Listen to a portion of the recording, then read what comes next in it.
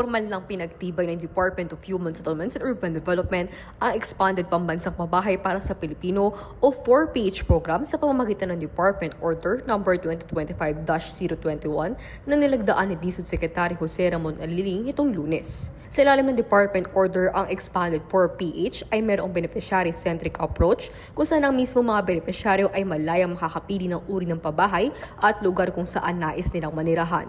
Sa bagong sistemang ito, hindi na limitado ang opsyon ng mga homebuyer. Maaari na silang dumiretso sa developer ng kanilang napiling housing project, sa Pag-ibig Fund o sa mismo tanggapan ng DSUD upang simulan ang aplikasyon at hindi na kailangan dumaan sa mahabang referral process.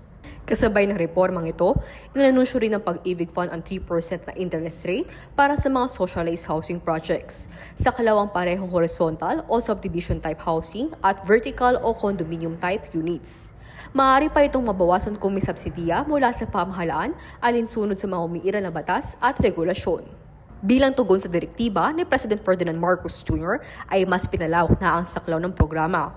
Bukod sa horizontal developments ay kasama na rin ang rental at incremental housing schemes at ang muling pagbuhay sa Community Mortgage Program o CMP para sa informal settler families. Sa naging poso na discussions, ipinahayag ni DSUD Secretary Jose Ramon Aliling ang layunin ng ahensya na gawing mas simple, mas mabilis at higit sa lahat, mas makatao ang paghahatid ng serbisyong pabahay sa mga Pilipino.